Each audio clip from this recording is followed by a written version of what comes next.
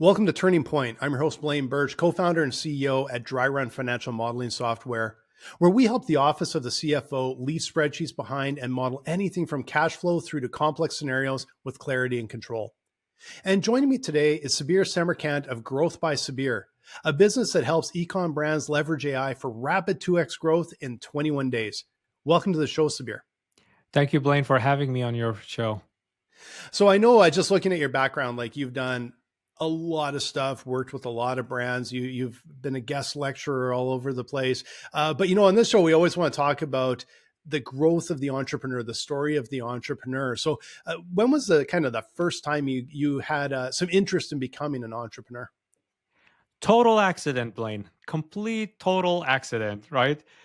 Prior to I became this entrepreneur that helps businesses grow at this rapid rate, right? It's an incredible growth rate. Our 2024 data shows that it was 118% growth across all of the businesses that we helped grow their e-com business.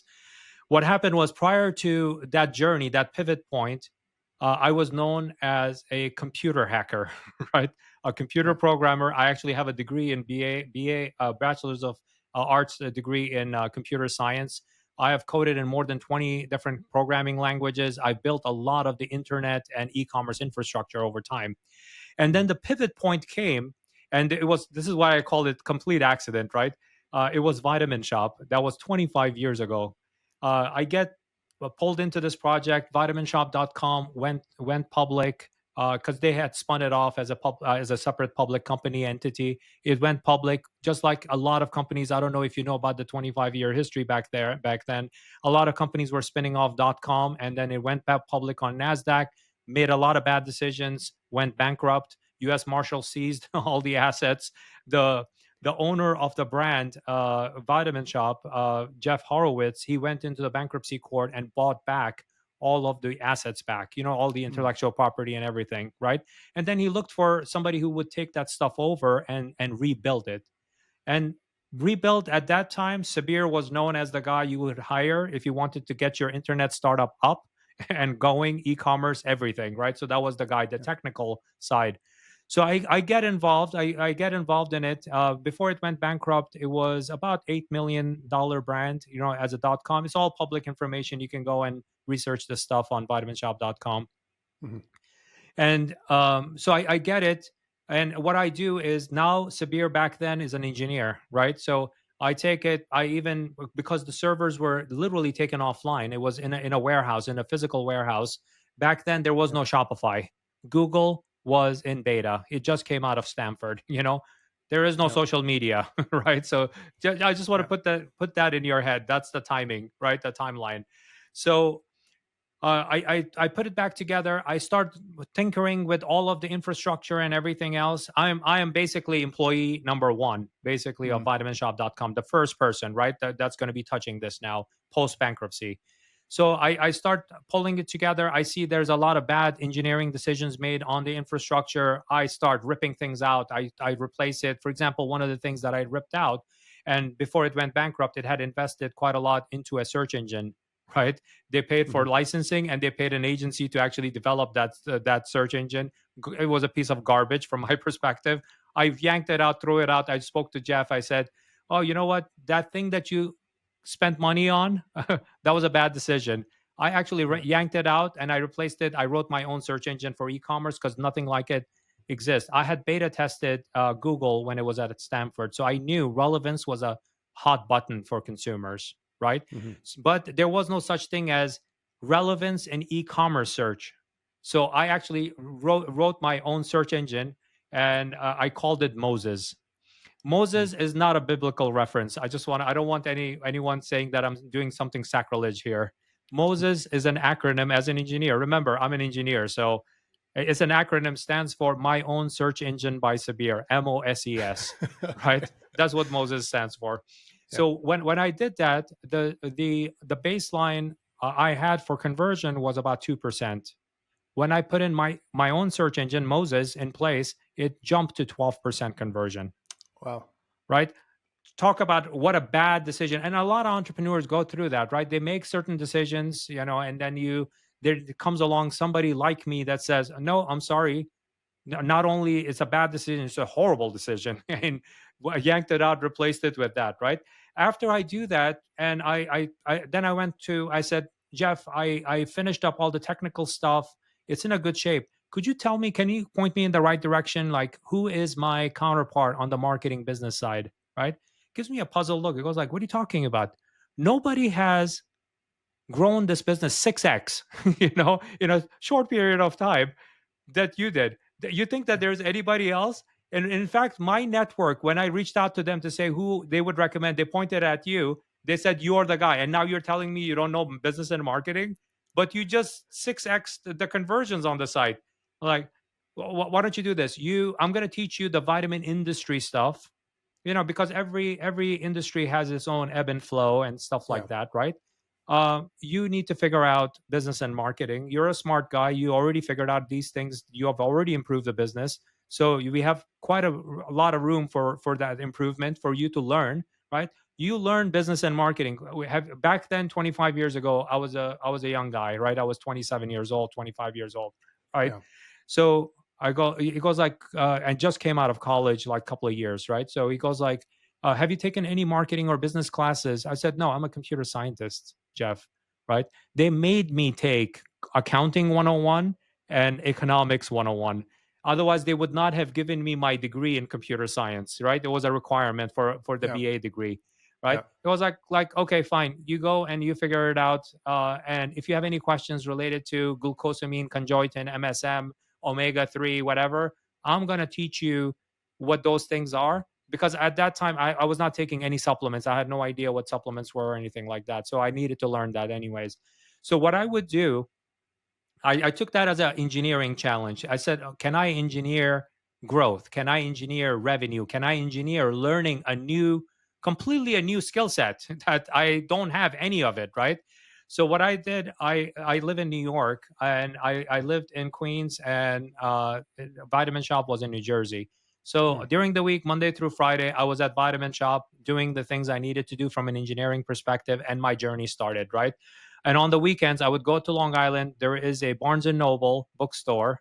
And I would go into that bookstore every single weekend. I worked there for 4.5 years. I'll give you a quick summary and then I'm going to come back to the story. Yeah. It went from $8 million bankrupt channel to completely bankrupt, right? So went from there to $52 million on my first try, right? That was the Wow. summary. Yeah. 4.5 years, working days is less than 1,000 working days, basically, if you can count Monday through Friday, right? So what I would do on the weekends, I would go to Barnes and Noble. They have a beautiful in Garden City. They have a beautiful bookstore.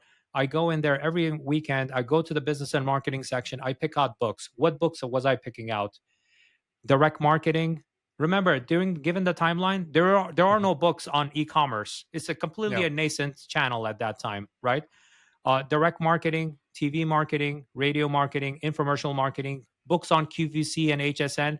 In my head, I thought, okay, you know what? As an engineer, you need to figure out similar situations, right? So I said, okay, these are similar to e-commerce, right? Where Yeah. you're touching the consumer directly, right? And I started reading these books. Some of them were very dense. I would to go and buy it because I would want to refer to it again. And anything else, I was spending 10 hours a day, Saturday, Sunday, every single weekend for 4.5 years, taking notes, writing things down, and whatever I learned over the weekend, like self-taught, right? So everything I learned over the weekend, I would bring it to back to Vitamin Shop, and I would Yeah. implement it. And what the consistent pattern that I saw in every one of those books, every one of those authors, brilliant books, right? Every one of them, like Dan Kennedy and people like that, you've heard of those names, right? In this space, they were all complaining about data. I went like, Mm. oh, this is great for me. In e-commerce, I have data, and if I don't have data, I'm an engineer. I will write a piece of software. Remember, there is no Google Analytics, right? Yeah. I can write a piece of software that's going to take that it will collect the data, and based on that data I can study it. That's what I was doing, and the cycle that became a habit was test, learn, optimize. Never let my ego, never let my opinion about anything. As an engineer, you're taught to do that, right? Everything is Mhm. an experiment. Everything you need to test. Everything you test, if it works, you keep on doing more of that.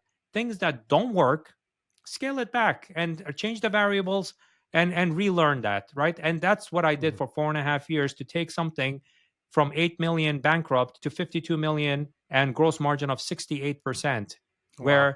where the business was throwing cash flow that I fed back into the business to continue growing. And literally, I never went to the CFO, Cosmo LaForgia. This is a shout out for him from 25 years ago, right? And he actually brought me back when he changed positions in other companies, to bring me back to replay that the same game that I had played before, replay it at Ashley Stewart, and so on and so forth, right? And that's what I did. And that was rule number one, was test, learn, and optimize. Rule number two, very low barrier. I Mhm. went in the morning when I woke up and went to work. My goal was to improve the business by 1%. 1% in one KPI. It could Yeah. be email open rate. It could be more clicks on that add to cart on the best selling product page, right? That's it. Very, very low barrier. What's interesting about that is it's the childhood story you and I have heard, right? It's the hare and the tortoise. It's the hare and the tortoise, right? The rabbit and the Yeah. turtle, right? That's slow and steady, slow and steady. That was it, right? I had nothing to prove to anyone. I had no rules given to me because I was running marketing before or anything like that. I had no rules. I was forming the rules. And who could give me any rules? E-commerce was brand new, right? Mm. So I set up those goals. And over 25 years, those are the two principles I have never swayed from. And that has become part of the framework I've created called the Rapid 2X framework. So you've dove in, and obviously, like, it's a bit of Wild West, right? Like, that's so, it was an, I remember that time I was around. It was a very interesting time. It was around the dot bomb time, where rapid money thrown at things, and then of course flop after flop. But then it was an interesting time, because it was also around the same time where people kind of started to say, well, the internet is kind of worthless, and at the same time everything's moving there, and they just don't even sort of see it as this seismic shift happening. Yeah. So you've got all these experiences, but you're still kind of like the hired gun for everybody else, right? How did this start to tickle your fancy to go, all right, I think there's something here I might want to get dig into, rather than sort of working for someone else? What about, where did you start to go, maybe I can found something, maybe I can dive into something? So here's the thing. This work that I do, whether I was a computer scientist or as an e-com revenue guy, right, that grows these businesses, I never looked at my career ever, this whole entrepreneurial career, engineering career, anything, as work, ever. Ever. Mhm. I have never looked at it as work. To me, it was something that was my passion, and people were willing to pay a lot of money for that passion because I Mhm. was really good at what I was doing, right? And I loved doing what I was doing. You have to love, you have to have the passion. In the Mhm. 11th hour, when that disaster hits, and you know what that disaster is, right? Oh, yeah. Every entrepreneur who's listening to this podcast knows they can pinpoint to two or three things. Horrible, horrible experience, right? When that Mhm. happens, what gets you out, what gets you through is your passion, right? Yeah. And to me, my passion for what I do day in, day out, whether I'm doing it for others, whether I'm doing it for myself, right? There is no difference between them, because to me, everything is an engineering challenge. Engineering growth is a new field for me, right? Like this that Mhm. I've created, right? I can engineer the growth. You don't have to have, like, there's always a saying about entrepreneurship. Is it learned, or is it do you have it in your genes, or is it genetic, or is it learned? Can you go to Harvard Business School and learn it, right? I can tell you, I'm in the school that you can engineer it, right? You can engineer it. You could start from nothing, right? And then Mhm. you could be an exceptionally well, as long as you keep, this one thing in your head is that your opinion and your ego does not matter, right? As soon Yeah. as you let your opinion and ego play a role in your decision making, you're now writing checks. Your bank account that you're collecting your revenue into and you're paying your expenses, you cannot cash that check. you know and it's very expensive mistakes you're going to be making by letting your ego and opinion play a role. Yeah, and it's like I've seen that over my career speak loud and clear over and over again. It's like it's always humbling when the customer is the ultimate decider, right? Like Yeah. they make the decision. You can do everything under the sun. They make the decision. You have to learn as much as you can. Like you're doing looking at the data, and you're figuring out what makes them tick. Obviously, like you hit on something massive with just showing those sort of related items. Of course, that's just commonplace today, but it's if like, hey, you're interested in this, you might be interested in that. But even for us, like we're working with CFOs, mid-market businesses, and it's we eat, drink, sleep, live, die on understanding them and the problems that they face, and trying to figure out how do we solve their problems, right? And it's trying to be just so disciplined on whatever type of data you're getting is from your customer. And you're right, as soon as you kind of come up with your own opinion, it's usually, if it's not an answer or a solution for what their problem is likely a waste of time. The consumer is the center of this universe, right? You exist, your brand exists to solve a pain point for the consumer, right? Mm-hmm. You should never ever forget that, right? So whether you're giving them tools, and what are those some of those tools? Your social media presence, your e-commerce website on Shopify, right? Your email marketing that you're going to be hitting them with. All of these things, you are becoming present in their digital life, right? And also you Mm-hmm. could also do other non-digital stuff too, right? It's not e-commerce is not just about doing digital marketing. It's about Yeah. all, doing business right, from all aspects, right? You have to make sure that everything that you're doing has to focus on that consumer. It's not just the Shopify experience that they are going through. What Mm-hmm. about your presence on social media? How do you come about? How do you show up in their world when they're interested in that vacuum cleaner thing that will pick up, pet fur because that's a problem you Yeah. have with your cats and dogs? That's what you're trying to solve, right? Not that, Mm-hmm. oh my god, my colors of my brand are pretty, right? Great. So many on By the way, so many entrepreneurs today, even when they do their Zoom meetings with their team, right? And their web designer opens up their website, go like, let's take a look at the website. Let me talk to you about this thing that's happening on the site, right? In 99.9% of the cases, that web designer is opening up on a beautiful Mac. It's on a desktop, and they're opening up on a Safari, right? How Yeah. many of your customers are using a Mac on a Safari on a desktop? I'll give you the number. In Almost done. 2025, it's less than 20%, right? In 2025, Yeah. 80% of your customers are using this. This is their computer, right? This is it, Yeah. right? And they're placing their order. You don't have to take my word for it. Go into your Shopify analytics, Google Analytics, anything that collects data. It will give you look at the device profile. In United States, your number one device is going to be iPhone family of products. Number Mm-hmm. two would be Samsung Galaxy family of products. Your desktop, 18 to 20%. Mm-hmm. But Sabir, what about iPads and stuff like that? Yeah, I calculated that for you too, and you can look at your statistics, less than 8%. So Mm-hmm. this group, this smaller group, literally remove them from your thought process of how does our desktop site looks like. It doesn't matter. How does our site look like on a mobile device that our consumer is using?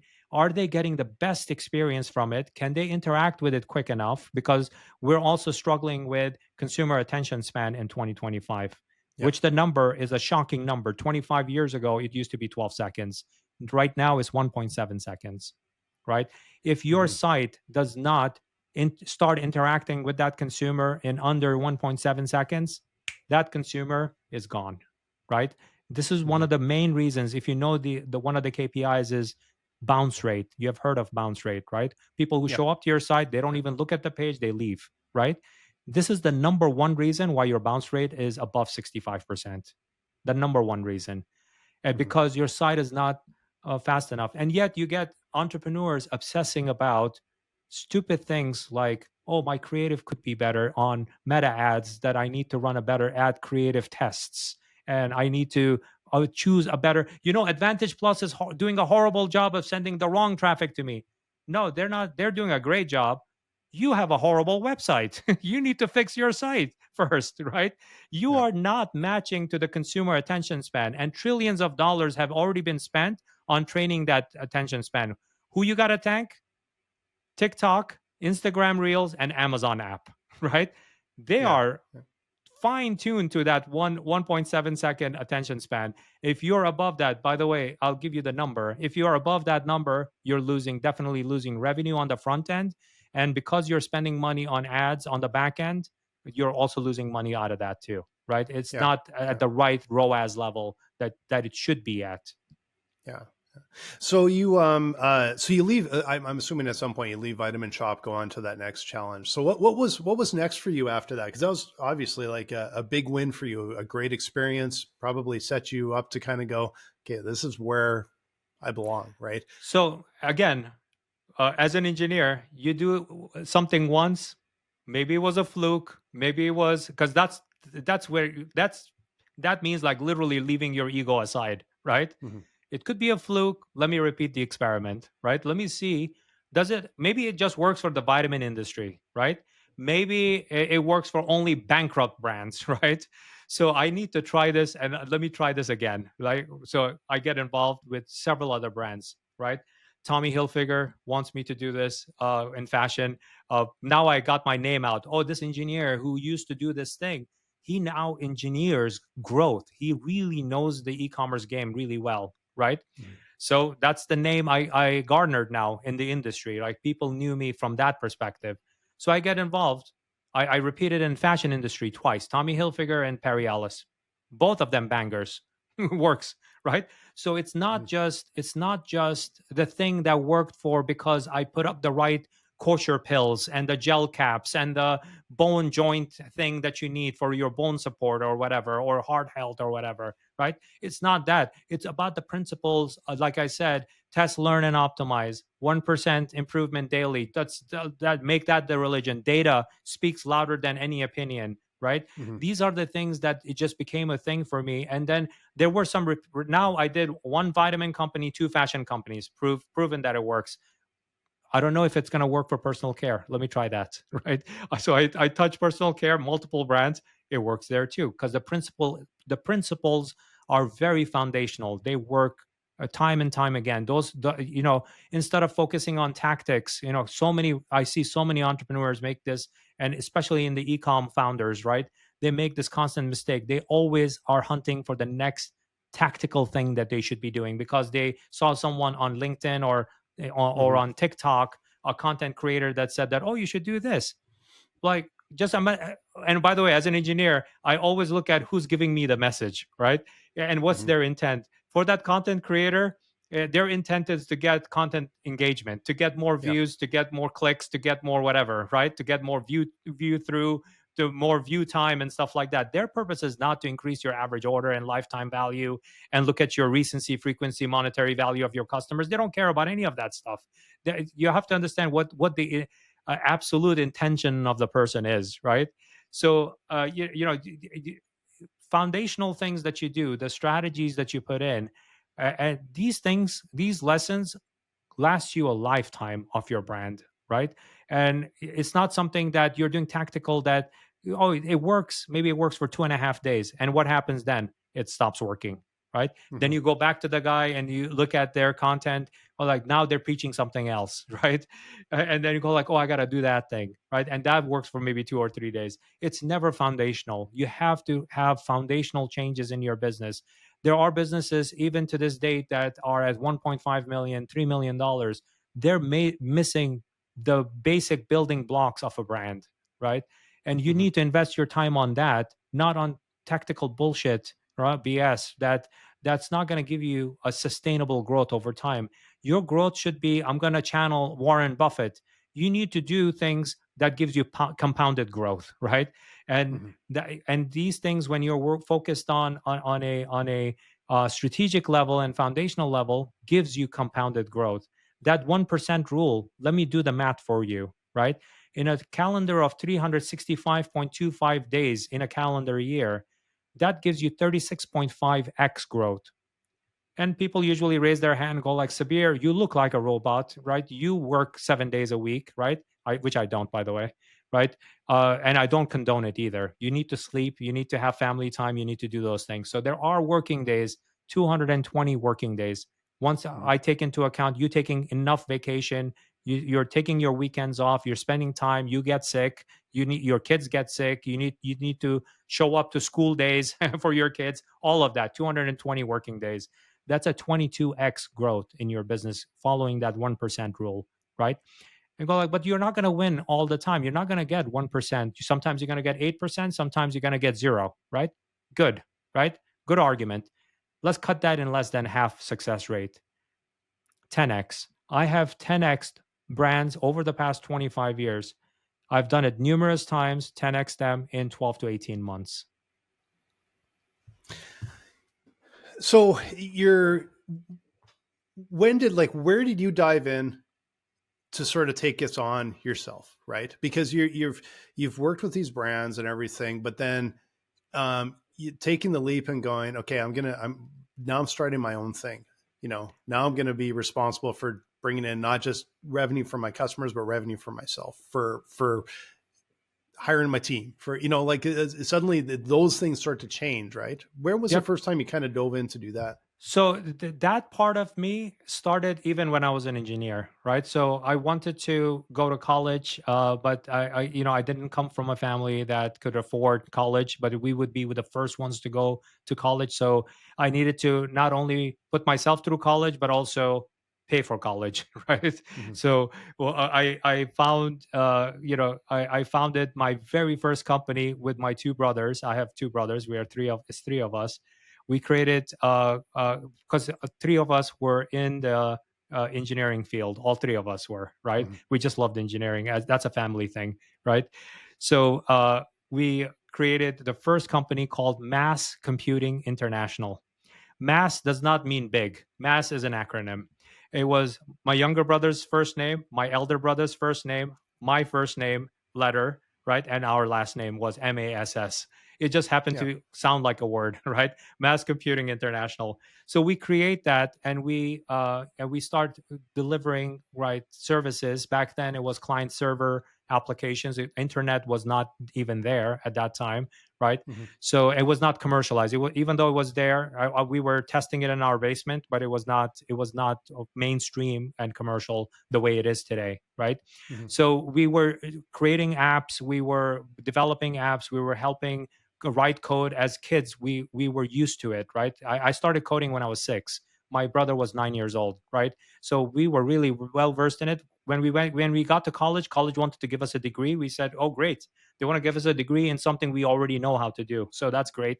I aced every class, so that was easy. That was an easy decision. So we started that with primarily because we wanted to put ourselves through college, right? Mm-hmm. And so we would get paid from the clients, and we would, because we were really good at it, we just get networked into like people referring us to the next friend who had owned a business, wanted to have an accounting piece of software and stuff like that. We were learning things that we had no business learning as a kid, right? We just learned it, right? What a general ledger is, you could ask me at 7 years old, I knew what that was, right? It's not like my dad was an accountant. Well, he wasn't, So we just learned those things, and that was the other lesson we learned over lifetime. Anything you don't understand, you can always learn, right? If you don't know accounting, you can learn that. And even fast forward to Vitamin Shop, when Jeff Horowitz said that, oh, you're going to learn marketing and business. It was just a learning experience. I just needed to go through that training, and I'm very good at picking stuff up, right? Mm-hmm. So Mass Computing International was the first one, right? And then when we got out of college, we started hearing things, because as a kid, you when you learn things, you are taught that at that time entrepreneurship is not what it is today, right? Now it's a career now, right? And people understand what entrepreneurship is. There's plenty of YouTube videos on it, right? But back then there was no YouTube. There's nothing, right? Then you start hearing like, you know what? Running a business is so hard, right? As a kid, when you start hearing these things, but even though it was easy for us, you need to go work for somebody to learn about working with people and networking and stuff like that. Okay, so we went into getting hired by other people, right? And in every few of the stops that I've had in my career, right, after I did a few brands like every 2 years, 3 years, and stuff like that, then I would start up this thing and go like, okay, I don't need to work for anybody. I need to do this on my own, right? So Mhm. next company that I started was also consulting, right? It was consulting at that time, and it was helping a hybrid role because of the Vitamin Shop experience, right? And Perry Ellis and Tommy Hilfiger.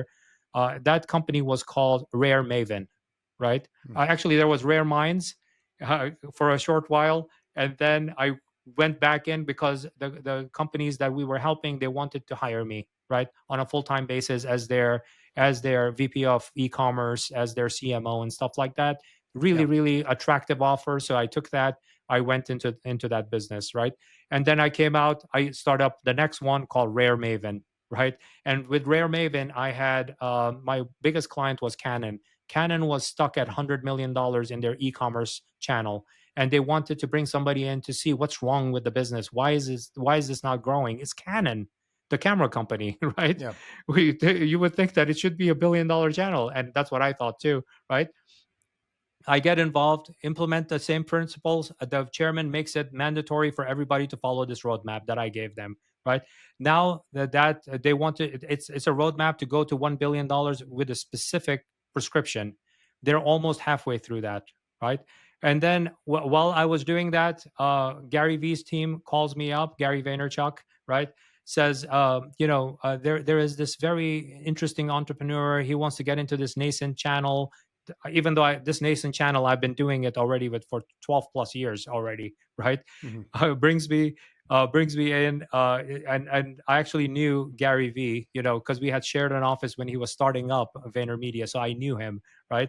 So I go like, well, Gary knows me. He said, just mentioned my name. I would love to meet with him and just kind of chat and see if it's going to go anywhere.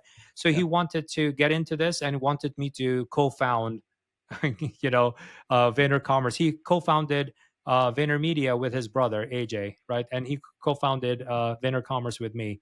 So I started that up, and then after doing that, I'm not an agency person, right? And even though the thing that I'm running right now is not an agency, right? I'm an advisor. This is what I do, right? In in Mhm. in, in the current context.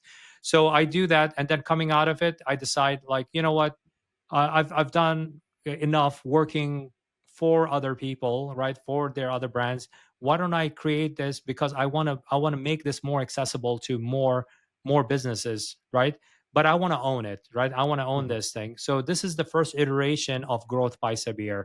Growth by Sabir is the new version of this thing that I've started, and now I take on a groups of anywhere from 20 to 50 ecom businesses, and at the same time, because I've gotten better and better at it over time. It took me 4.5 years to grow a bankrupt business or $8 million business to 52 million. At Ashley Stewart, it took me 2 years to go from 3 million, who was also bankrupt. And that Cosmo LaForgia I mentioned, he actually became CFO of Ashley Stewart and pulled me in. Said, you need to be involved. So Yeah. from 3 million to 30 million, I did it in 2 years. And right now, in 6 to 12 weeks, we start growing businesses at 118% on average. And that's how faster and better. And especially with something like AI, that's feeding my engineering side to even Mhm. make things faster on the business and marketing side. That's why we're getting incredible results for our clients at this stage. So how did you scale, like, because you were going kind of like one spot, one spot, one spot, one spot, but now you've changed to something where you have to operationalize a way to actually serve 20 to 50 clients at one time. So I get it, like the structure, the philosophy, the way you've learned how to scale these businesses, like that's fairly uniform.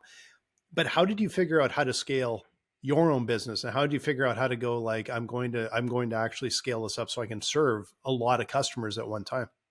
Yeah. So what we did was I sat down and because everything before this period, before Growth by Sabir, was in my head, right? I Mhm. needed to put it down on paper. to say that these principles that I have, what does that look like, right? So when I started documenting, first I started with documentation, right? Mm-hmm. I documented, I saw that there are 8 dimensions. Every time that I've had success with every brand, like, I mean, over 25 years, I have grown e-commerce by $1 billion, incremental sales. That's how much I've grown it. So it works. It works really well, right? But what does the principles look like, right? When I were to document this, this documentation led me to 8 dimensions, right? There are 8 dimensions to e-commerce.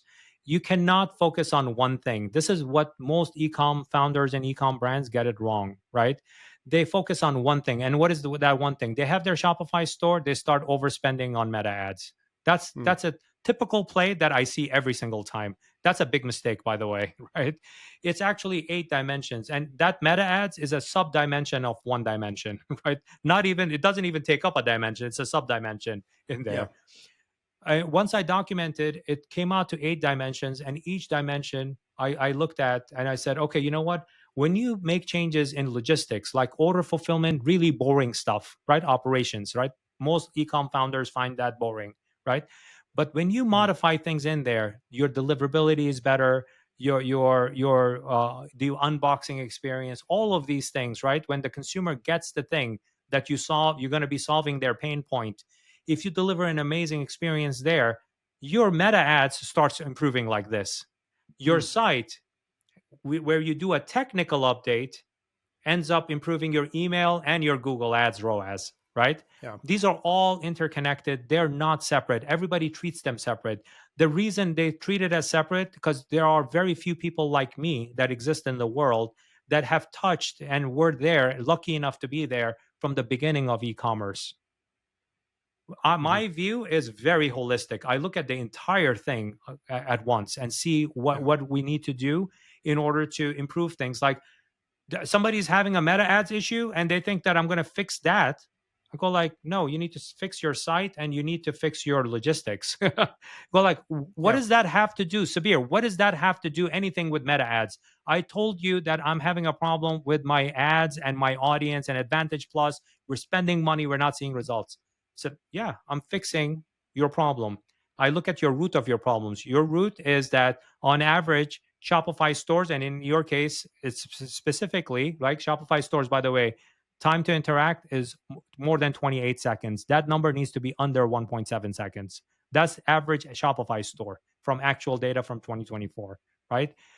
That's what I look at, right? It's very holistic approach that I take from it, and not go like, oh yeah, because the thing is, this is what happens, right? In most cases, right? When you go to a paid media agency, your problem is paid media. You go to a Shopify store, development got people, your problem is your store could be better, right?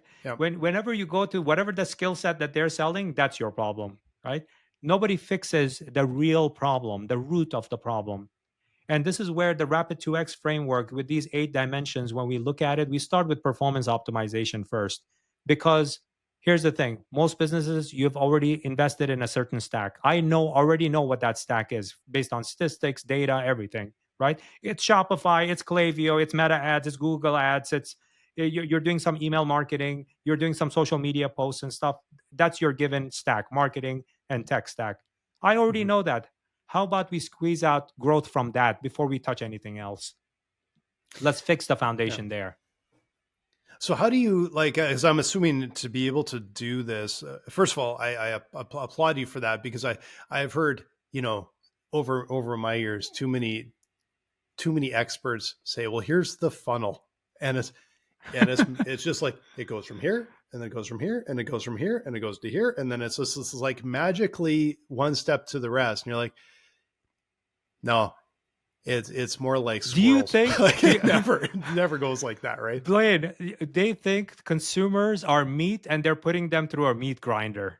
Yeah. That's what it is. If you can get the analogy there. The thing is, the digital journey is spots of things happening. Like, these are bubbles, right? You go into your Pinterest, you go into your Gmail, then you go into your Instagram, then you go into your email. When you stitch this journey of bubbles that you have, it's not a funnel. These bubbles exist. Like if you stitch them together, you're now delivering what's for humans, for us, it's called an analog experience, right? That's what makes this a program that we have, this Rapid 2X framework, work so well, because we don't look at it as a digital journey. We look at it as an analog journey. Every spot where that consumer, remember, all those brands think that they are the center of the universe, and consumers revolve around them. Does not exist at all. That's where you lose a lot of money. What you need to do is put the consumer in the middle. What are they accessing in a typical day, right? Netflix, YouTube, looking at their Facebook, Instagram, Gmail. This is what they're doing. Can you create an analog? Can you stitch these digital connections and make it an analog experience? If you can, that's where you win in a big way, right? But if you treat them like meat in a meat grinder, and you think that it's a sales funnel that you need to go through, right? That you need to put them through and push them through retargeting and stuff. That's why it doesn't work. Yeah. I think they all think it's like a moving sidewalk. It's like, no, that's just, it doesn't go from there to there. They go over here, they're back here, they disappear for a while, they come back, they see something. That's why we always ask, like, oh, how'd you find out about us? And it's kind of hilarious because like no one really ever knows.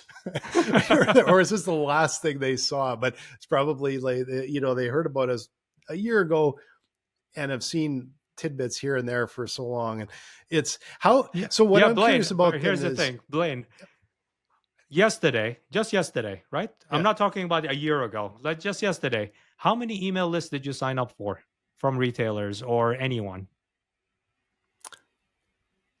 You don't remember the number? How many? I have no idea. Yeah. I have no idea. Yeah. Who were they? Also, that's the thing. No idea. Again, it goes back to consumer attention span. Yeah. In that 1.7 seconds, it was very interesting to you to do that thing that you did as a consumer, right? Yep. You as a consumer, and you are a pro, your attention span is also 1.7 seconds, and you don't remember. So how do you expect all these disparate like bubbles of digital experience that your consumers have for them to remember you? Yeah. Right. So I'm curious when, like, because I find this really fascinating, but also I can relate to it, is that is how messy. It's just messy, right? And there's data in there, but it really doesn't necessarily connect. Like, so it's almost like it seems like you're reading the tea leaves all the time with data. The data's there, but it isn't this nice, clean line. How do you guys leverage data? Let's say you got 8 dimensions. How do you leverage data to try and get some insight on how A is maybe affecting B, or that things are kind of working and you're making progress? If you leave all these platforms, throw data at you, right? Every platform does. Shopify has a bunch of data reports and stuff like that, right? Magento has WooCommerce, that's just your shopping cart, right? Then you add Klaviyo to it, a lot of data points there. You add Meta ads, millions of data points. Google ads, millions of data points, right? You have so much stuff going on also, right? That's a data overload, right? You have that, right? And your problem, you're saying that like, look, you have all this data. Now, how do I pull that back, right? This is where, programs like Rapid 2X and Experience tells you what to pay attention to, right? The number one KPI in e-commerce, that's a bullshit KPI, right? That most e-commerce businesses give a lot of attention to, and they should not, is called conversion rate, right? Conversion rate is a horrible, horrible KPI. You should not be paying attention to it. It's like, if I ask you, Blaine, what is the average height of the room? You will do some calculation. You can come back to me and say 5'7". What if the room is split between NBA basketball players and dwarfs from the Lord of the Rings, right? And then I go like, okay, Blaine, show me the person that's 5'7", right? There are zero people in the room that are 5'7". They're either a minimum of 6'2" or 3'7", right? There is no 5'7". Yeah, when you add the numbers up and divide it up, you don't divide just numbers that are not related at all, right? You divide those numbers. That's what conversion rate gives you. In e-commerce also, or in your business, right? You are going to be faced with a lot of KPIs being thrown at you, a lot of data points that being thrown at you. First, you start with what KPI I need to pay attention to. In case of e-commerce, we pay attention to something I've crafted in Rapid2X. It's a new metric called session value. Session value says revenue per session, right? When you bring in, you got this much revenue in your business in a, let's say, past 30 days, right? This much revenue, and you brought in these many people to the site. How much did you collect per person that went through your door, through your website, right? You divide those two numbers up. It's not your average revenue. It gives you average revenue per person that walked in. They didn't necessarily buy. It gives you the quality of your traffic that you're bringing in. Let's say you're doing equally good or equally bad from all of those channels, Meta ads, Google Shopping, everything, right? Everything mixed in together, like email, SMS, everything, organic, whatever. Equally good or equally bad. If I add, like, let's say for this hypothetical scenario, it's $1.76, right? Is your average session value. If I ask you to increase your sessions by 1,000 people, right, per week, per month, right? It's pretty easy. If it's 1,000 people, it's $1,760 more revenue that you get, right? Considering equally good or equally bad increase in your you send more emails, you paid a little bit more into Meta ads to bring in more people. I don't know the quality of these things. Maybe you do a piss poor job in email marketing. You do a bang up job on Meta ads. Doesn't matter, right? Yeah. Overall, you just add it. If it's per day, if it's 100 more sessions per day, it's $176 per day. You take that $176 per day, you just increased it by, multiplied by 365 days, you just increased your business by that much, right? Now, the art part of it is, the science part of it is very easy. The art part of it is, where do you invest your money to get even this $1.76 session value up to like $2, right? That's where the art comes in. And the art is, I've also turned it into science, right? Just like this math you just did for your entire site or for your entire business, now do it for Meta ads. Meta ads tells you how much revenue it thinks that you attributed from an order standpoint, and it tells you how many clicks it sent to you, right? Correlates closely to sessions, right? You divide that up, you're going to get Meta ads session value, and that's going to tell you it's 55 cents. So you know that Meta ads under indexes compared to your overall site average, right? Then you do the same exercise with Google ads. Google ads comes out bangers. It's like $3.25, right? With this type of data, you can make an intelligent decision on how to budget. Maybe you were hearing too much noise in your ear about Meta ads. That's where you allocated most of your money. Most entrepreneurs do that. Versus you take that, now you have actual facts in front of you, and you were underspending on. So you were starving a channel that's highly productive, and you're overspending because of noise on a channel that's underproductive, is very low productivity out of it. You can make those kind of very intelligent decisions, including on channels that are organic. Search engine optimization, should you spend time on that? That will give you a session value. Email marketing. By the way, email marketing is the highest ROI channel in e-commerce, right? Most e-com founders ignore that as a channel, and they treat it like a spray and pray campaign. Send this campaign to everybody, right? That's not strategy. That's just lazy marketing, right? So that's the kind of a thing that you could do with looking at the right KPIs, right? When you start doing that, you'll start seeing a pattern, right? And there are pieces of software, not from Meta ads, not from Klaviyo, not from Google ads. There are exceptional SaaS companies that actually connect the journeys together so that you know when you're looking at attribution problem, right? When you're looking at, then you understand, oh, it's multi-attribution issues that you need to solve, not a single attribution. This is where a lot of e-com founders also get it wrong. They go like, oh, I'm going to pull money out of Pinterest because it's not working, right? Their audience is women primarily, let's say for this hypothetical brand, and they just pulled money out of Pinterest. And what happens to their Meta ads and their site revenue? Starts tanking. They go like, but I only made a tiny change in, no, but that was the thing that was bridging. That was bridging the journey. You just killed the bridge. And now you're worried that it's not converting? That mom needed to see a Pinterest pin about that thing that was painful to her. Then she needed to see that there, and they go like, oh, I remember, oh, I need to go back to my Facebook or whatever. They go there and then they see that thing again.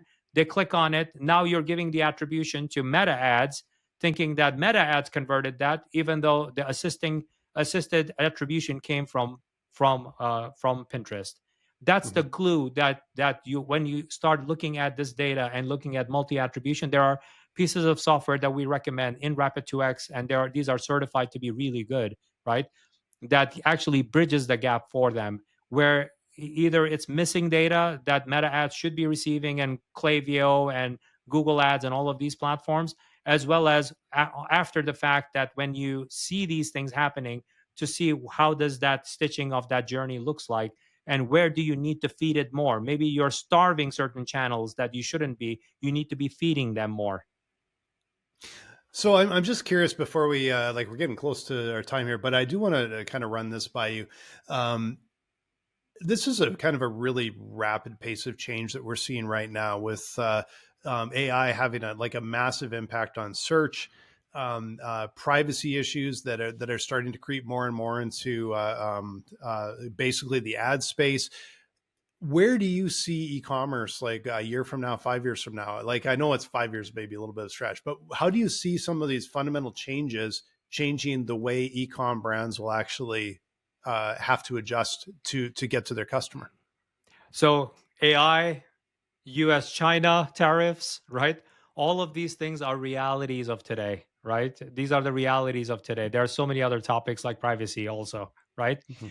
This is why you want to be in a community where we are solving these things on a regular basis. For example, as an example, AI, right?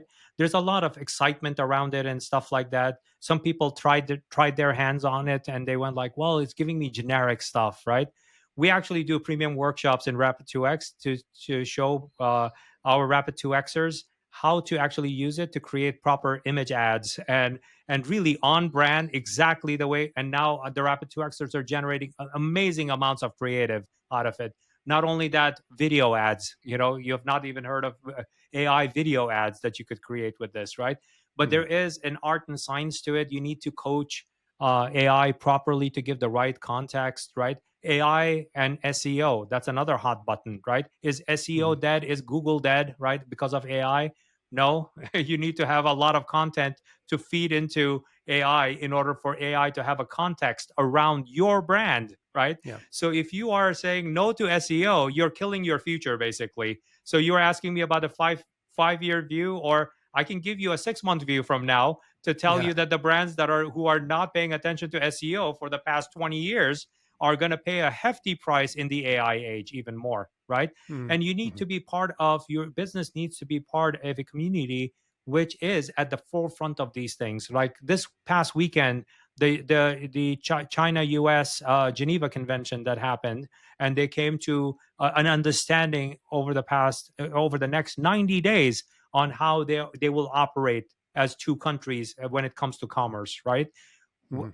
Our Rapid 2Xers already have an action plan already in place. It actually started when, as soon as the administration changed and we knew that was coming up, we were already foreseeing it. We already had Rapid 2Xers already working on that. So in order to, because there are so many businesses, especially in e-com, that have Mhm. China manufacturing. They get parts from China. They all of this, their entire business and existence is based on China. So you cannot, Yeah. as soon as anything happens there, you have to safeguard your manufacturing, right?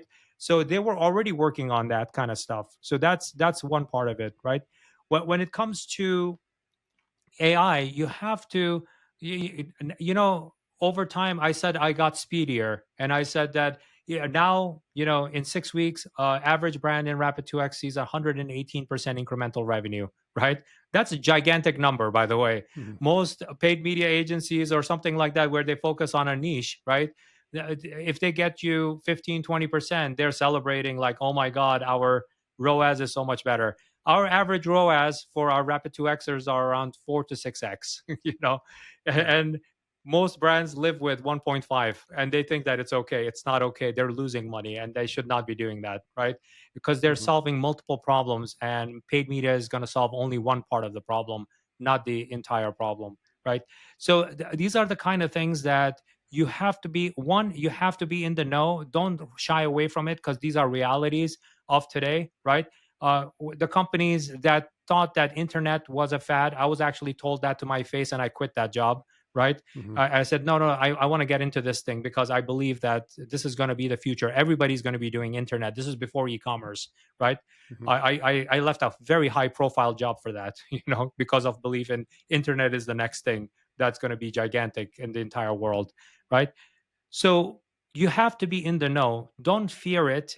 Embrace it. Right. These things happen a lot. That, like, especially AI is here to stay. Is going to get even more and more and more and more. Right. It's not going to get Yeah. less and less and less. It's not a fad that's going to go away. It's not that we saw a hint of it over the past 25 years with personalization related products, stuff like that. That was more like machine learning and Mhm. database decisions.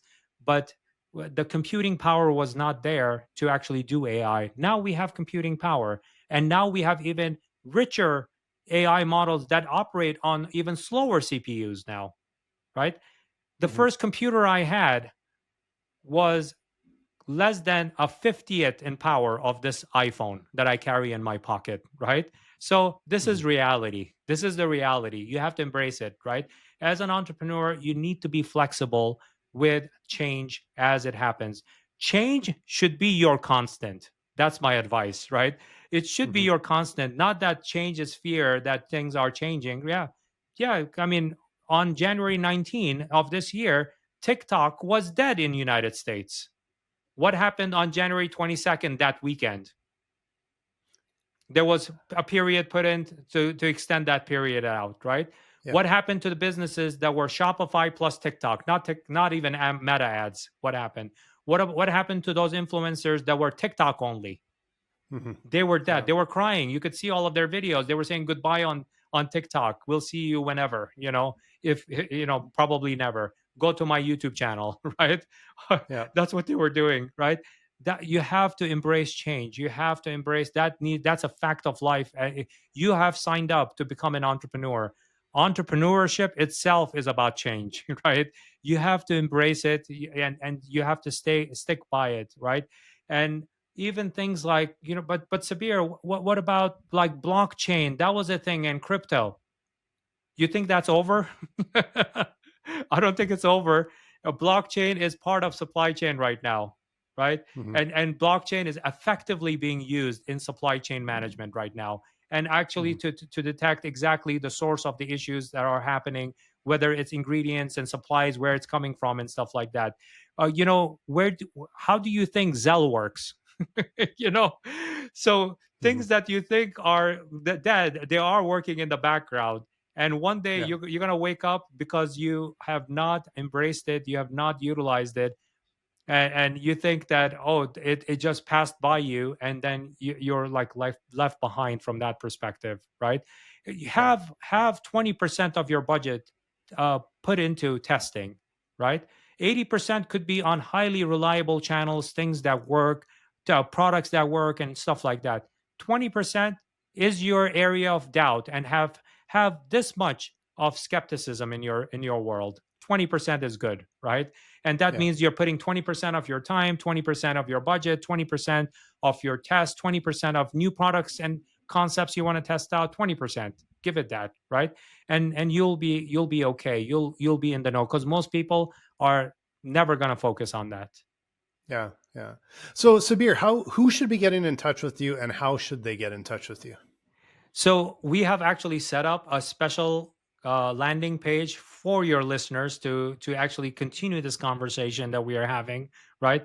And the link is growthbysabir.com/turning point. So we have set Terrific. up a very special offer, and to appreciate sharing your platform with us, Blaine. So we are putting a special offer there for your listeners so that they can go and check that out. They can learn more about the Rapid 2X program. I deliver a ton of high value content for free on my site so that you can also consume that. I have a YouTube channel, but the in for it is go to that link that I just shared. Once you go there, you'll be connected to all of my free content and other types of content and stuff like that. And if the Rapid 2X is for you, for if you operate an e-com DTC business, it definitely hit the apply button, and you will be interviewed. I'll warn you, you will be interviewed as an entrepreneur to see, are you a good fit, and number two, is your business a good fit for the Rapid 2X program? Because remember, we don't want to waste anybody's time. We don't want to waste my time or the entrepreneur's time. If they're not a fit, we will point you in the right direction, right? If you are a good fit, we will let you know what options we have to work together. Well, thank you so much, Sabir. This was really interesting. E-commerce, especially is not an area that I know very well. Like I know SaaS, but e-commerce is different, and it was really interesting to hear a lot of your observations, and also there are some crossovers that I definitely learned from today, which I found really interesting. And for those of you out there, especially if you're a CFO, finance pro, and we were talking about all the changes, the rapid changes, the tariffs, everything else that's happening today. If you need to know where your business is headed, come and talk with us at Dryrun.com. You're going to get you out of that spreadsheet and into forecasts that are going to show you exactly where you're headed as a business. So visit us at Dryrun.com.